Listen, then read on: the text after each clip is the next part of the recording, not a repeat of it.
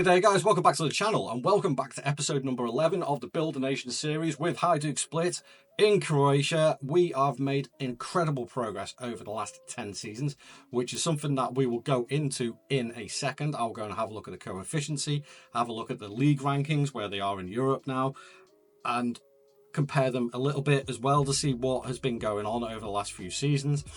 As well as we'll go over the transfer side of things, and also after last season's disappointment in the Champions League, in fact actually the last few seasons, we really haven't made any progress in the Champions League.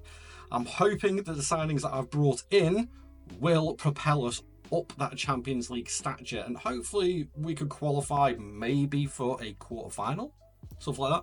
That'll be a good target to set. I'm not expecting to get to the final and win it, no. I want to get into the knockout rounds now. I need to get past that league phase to show not just myself but the club and obviously you guys, the audience, that we are making progress in the right direction. So without further ado, let's have a quick look at the finances first. So financially, obviously the consistent Champions League football now is really paying off. We've got 100 million in the bank. I've still got 60 million left in my transfer budget, but that is because we've had a few movers and shakers going on. So if I go back, we were at the 3rd of September 2033, so we had one arrival in the January, which is something I forgot to allude to on the last episode, but Kenny Diaz is a regen from Venezuela, 24 years old, comes in more of a, would I say he's a backup left back? I think so at the moment, but he's played a few games for us, and he's also an international for Venezuela, so he's got the mineral to force his way into the squad, I think. And actually, yeah, 7 first team starts, so he could actually be our first team pick for this season anyway. And in fact, actually, if I go back onto him, let's have a look and see if he did get any. He got 16 games, 15 starts actually last season, so that's pretty decent for a free transfer. If I swap this around, the one player that did leave before the takeover, Ibrahim Diarra, bless him, bought him in for 16 million, and yeah, that's really bad business. Bought him in for 16 million. He only made 2 starts, 15 off the bench, 2 goals, 2 assists, and then I sell him for 3.3 to Nice. You're fired. Get out of here. Not my finest hour, I will admit. That's pretty bad. But after that, we go over the takeover point, and we've made another 48.5 million. Mainly because, and it is quite sad for me, I wanted to keep hold of him longer, Daniel Panchik has gone. No. I'm gutted. Look at how well, as just a pure striker, he has developed so well. 17 on the finishing and dribbling, 16 on the first touch and the technique. And if you look at his stats for the 5 seasons that he was with us, 4 seasons, 23, 24, 24, 19, but 31 in total, 30 there, 36 there, and 34 there. He was banging in the goals. That's a lot of goals that we are missing out on. And he only went for 28.5 million. I couldn't get any more. I was devastated at that, absolutely gutted. But other big levers were Hubert Chiquillo.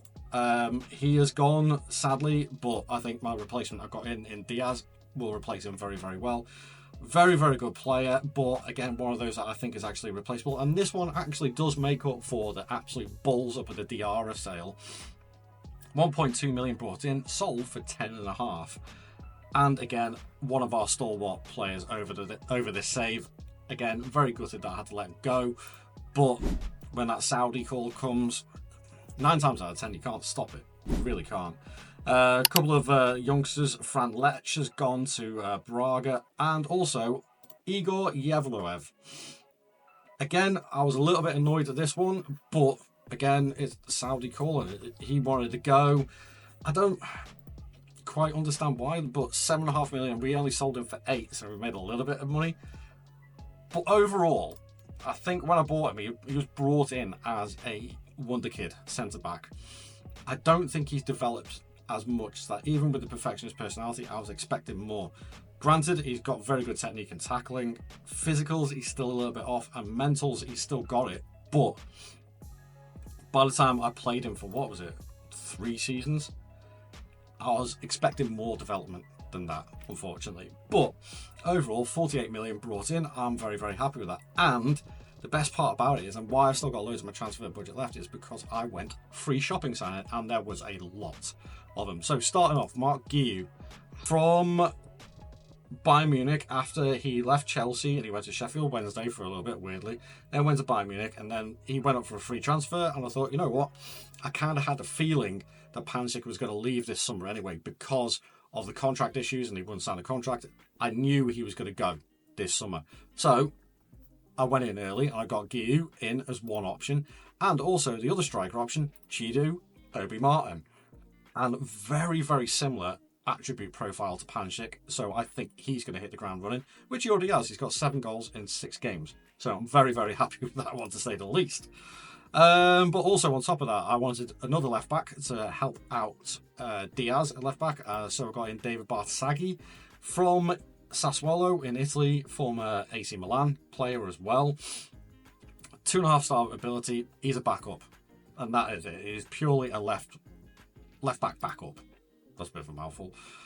But with Yevluev going as well, and I kind of had the feeling that was going to happen because the Saudi clubs were sniffing around at that point anyway in January. So I went in and got in his countryman, fellow countryman, but his older countryman, Taras Mikhavko.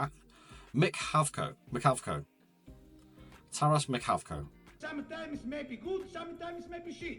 I think I nailed it. Very solid. Just not the best work rate out of him, but very solid physically, very good mentals, very good technicals. Perfect for us. He's played virtually his entire career at Dynamo Kiev. I can't even get my words out today. So, and the last one was Giovanni Adamo. Look at this guy.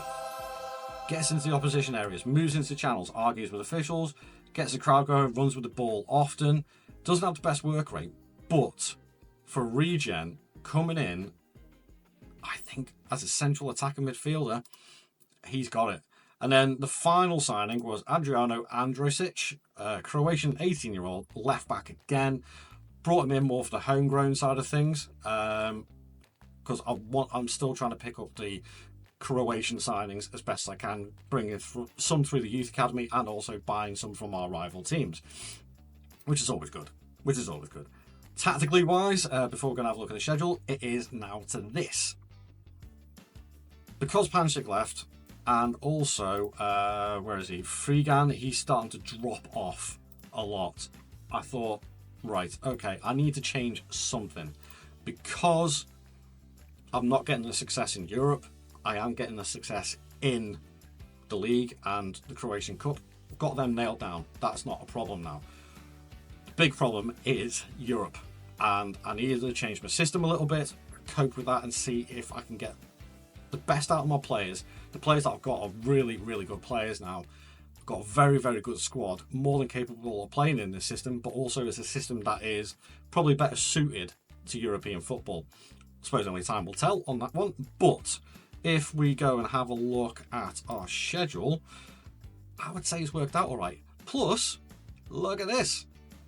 We got to the Club World Championships.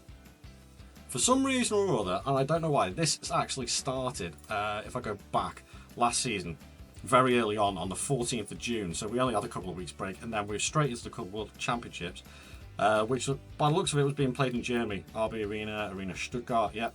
So we beat Austin 3-1, we beat Barcelona 5-0, then we went on to lose against Boca Juniors 1-0, but we beat, I think that's Fluminense 2-0. Then we beat Paris Saint-Germain 3-1. Then River Plate 5-0. I thought, hang on a second, we might actually go on and win this. And then we got to the final and got beat 3-0 by Manchester City after Carrasco got sent off in the 29th minute. So that kind of screwed us a little bit. But still, it's a nice little distraction. It's a nice little adventure. We got to the final. We lost. But it was a good little tournament. It was a good little tournament for us. Now, obviously, we don't have to do any qualification rounds for the Champions League, and we haven't had to do that for the last few seasons, but very comfortable start to the season. After the Club World Championships, we were straight into the league form. Osijek, Varazdin, Rijeka, beating all them. In fact, we've only conceded 3 goals in 7 games and scored a hatful of goals as well, including a 5-0 battering of Dinamo Zagreb, thanks to Obi Martin's 4 goals. Not a bad start. Not a bad start at all. So, without further ado, I'm going to go and roll the highlights. Fingers crossed this new formation or this new tactic can help us out in Europe. I'll see you guys in a few seconds. Thanks to our new signings, we took the domestic season by storm. 4 goals from HAJDUK and a 5-0 win versus Dinamo Zagreb is a fantastic start. In fact, it was Carrasco, Adamo and HAJDUK that really led the line with a 4-0 win versus Lokomotiva, 3-0 win versus Slaven Belepo, and a 4-0 win versus Rudec, which led to our 5th consecutive league title. In the Croatian Cup, we smashed the early fixtures to take on Lokomotiva in the semi-finals, who we utterly destroyed 6-1 to face our bitter rivals Dinamo Zagreb in the 2-legged final, who actually, after beating us in the first leg, we turned it around to retain the title and win our 3rd consecutive Croatian Cup. However, the UEFA Champions League was so much more fun this season. After scoring 5 wins in 8 in the league phase, mixed in with a strange 9-0 thumping by Man City against us, we still managed to finish in the top 8. The round of 16 led us to Feyenoord in Holland, who we knocked out 2-1. It was more Dutch adventures versus Ajax in the quarters, who we easily dispatched 5-1 to head to Liverpool in the semis. Amazingly, after winning at Anfield 2-1, we finished the job 1-0 to face Champions League royalty Real Madrid in the Champions League final. Despite going 1-0 down in the first minute, we showed our mettle and gave as good as we got, but ultimately it wasn't enough and we ended up losing the Champions League final to Real Madrid. Well,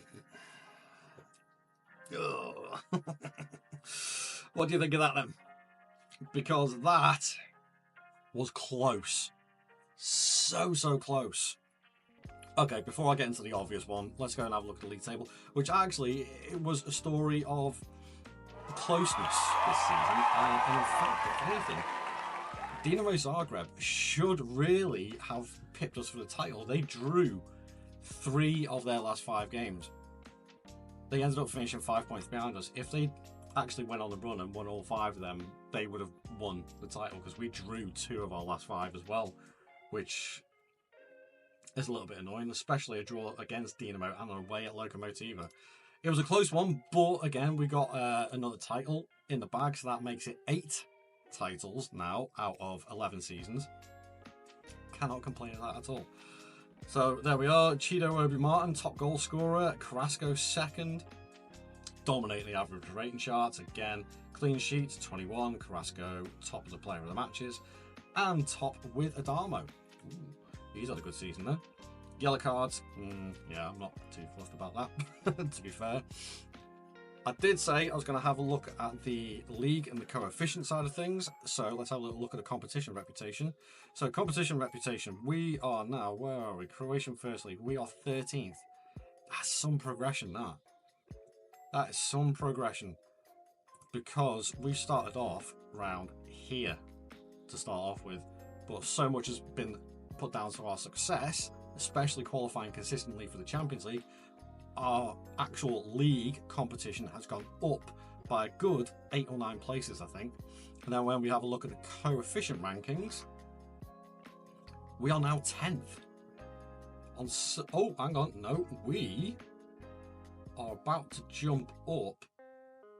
Ooh, hang on, if we go into next season, 63.3, we'll go ahead of Serbia, and we'll go ahead of Turkey.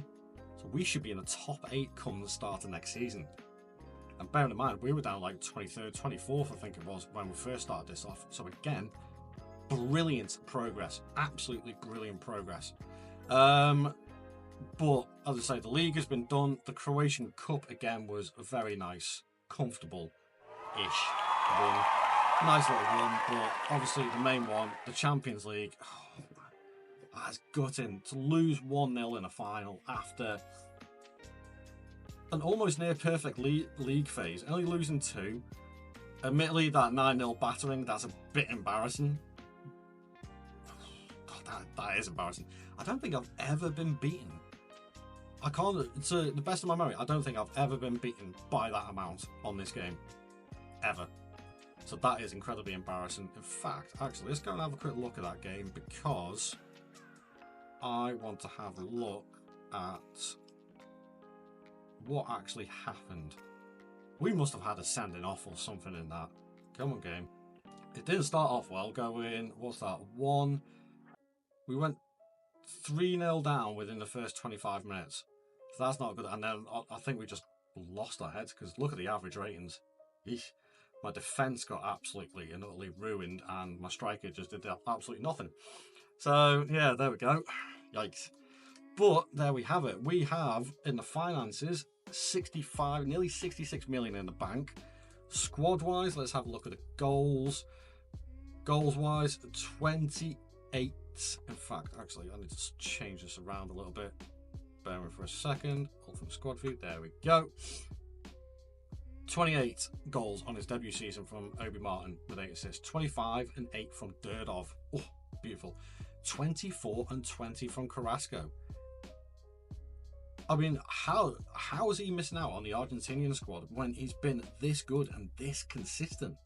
I mean, that is ridiculous. Look how good he is.